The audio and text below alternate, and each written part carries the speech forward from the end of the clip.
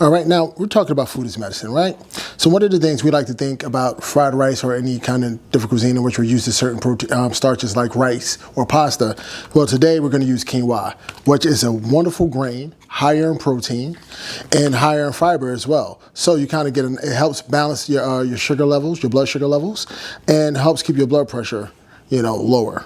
All right, so what we're going to also use here first and foremost is we have a mixture of olive oil and avocado oil, which are less inflammatory than some of the other seed oils that you've used. All right, we're going to take roughly about, I would say, a tablespoon of that. And we're going to put that right here in this wok. Swirl that around. Make sure your pan is nice and hot. Do not start cooking in a cold pan. All right, when you look at your oil, you see it's a little bit wavy. That's when it's ready to go. And the great thing about avocado oil is that it has a very high burn point, which means that you can cook with it. You can actually use it multiple times, as opposed to just using oil and get rid of it. You can actually use this more than once as long as you don't burn it. All right, so we're going to start first and foremost with our vegetables. We're going to add our vegetables to the plate, to the pan here. We're going to add our onions, our diced white onions. All right, we want to get those nice and translucent. Got that on a nice medium heat. We're also going to add our peppers. We have some orange and purple peppers in there, which are also really good antioxidants and great for fighting cancer and other things. And you want to make sure that they're nice and fresh. And the great thing about these are very in season. We actually got these fresh, again, like I said, from Urban Agricultural Cooperative. We're also going to add a little bit of corn, fresh white corn. Now, it's the end of corn season. So if you're going to use corn, use it now. Anything after that is not going to be as good. All right? And one of my favorite things, mushroom. I love mushroom in a myriad of forms. These are white button mushrooms, but I love my baby bellas. I love my portobellas. I like my lion's mane, my blue horn, my chicken of the woods. And we're just going to toss those and just let those saute nicely. All right?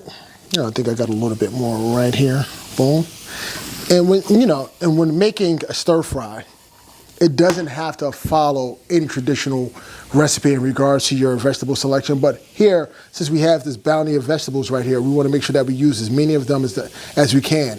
I mean, I would even use the collard greens in my vegetables, but you would have to blanch those first, kind of strip the stem off of them as well. So this way they can be a little bit softer, a little bit more malleable to the dish. All right. So we're just going to toss these. We're going to let these cook through. We don't want to overcook anything because we still want a little bit of bite to our vegetables. And we still want it to hold as much of the nutrition as possible. Sometimes people can overcook something. You can lose all of the nutritional value.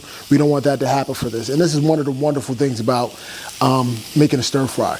You're able to just kind of grab things that you have in the fridge. You'd be like, okay, this might be getting ready to go bad. This might, be close to expiration, or I might have had this for some time. Let's put this all in the pan.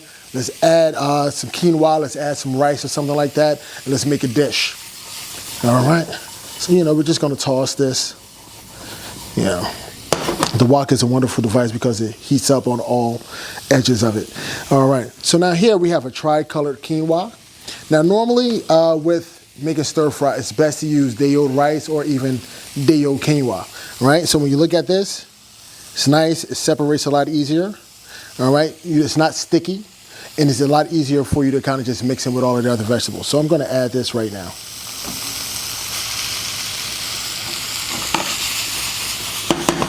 All right, before I start tossing, let me make sure I can break all of that up. Just going to mix all of that in.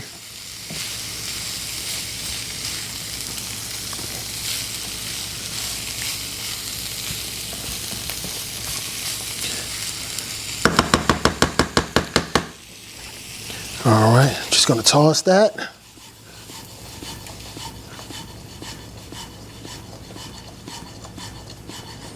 All right, and now what we're going to add here, we're going to add our other essentials. All right, so first and foremost, we're going to add a low sodium soy sauce, right? Because we want a lower salt index. We want to try to keep your blood pressure as low as possible, a low sodium soy sauce. And realistically, there's not much difference in flavor. All right, so we're just going to add that whole thing in here. So right here, I have roughly about 2 tablespoons of soy sauce.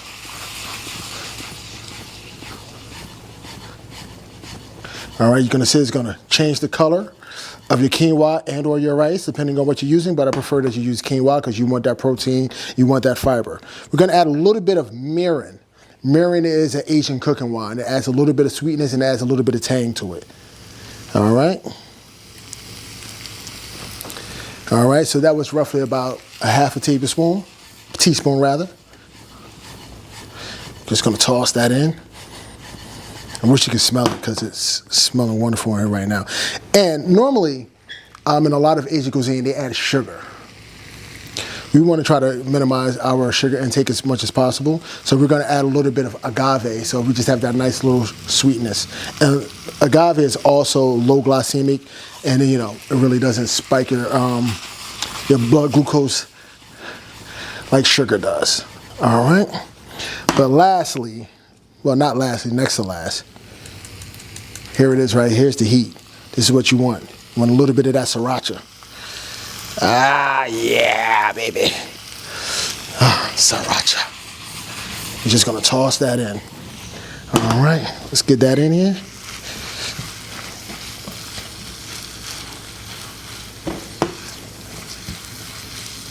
And then what we're gonna do is here, we're gonna make a nice well right here in the middle, right? Because you know, everything here is pretty much already done. So we're gonna make a well. We're gonna take one of those beautiful pasture-raised eggs. Now what I want you to look at too is the color of the yolk. And you always wanna crack your eggs on a flat surface, not on the corner, because you don't wanna push the shell inside of your egg. You're gonna take that, drop that right there in the middle. Boom. No fuss, no muss. All right. And then you just wanna scramble this right here in the middle. All right, so we're gonna have a beautiful egg fried rice here. All right, it's just like almost like cooking an omelet. You start with the scramble before you start separating everything.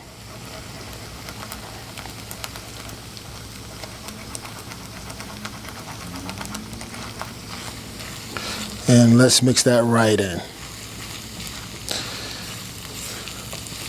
All right, so now, when we look back at everything, we use roughly about, I would say, about 1.5 tablespoons of oil, which is not a lot. And we used a low inflammatory oil, which was avocado and olive oil. We used a low sodium soy sauce, and we used about 2 tablespoons of that. We used a little bit of mirin, that was about 1 teaspoon.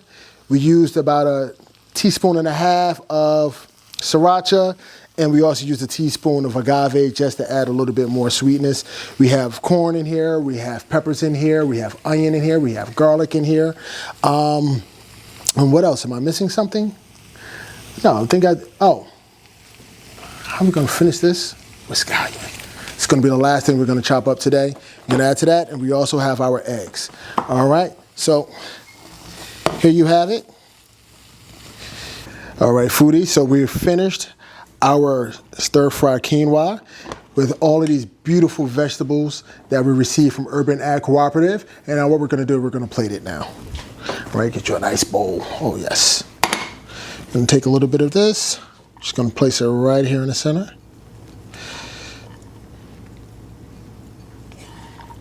Oh, wish you could smell it. We need smell-o-vision on YouTube. All right, here we go.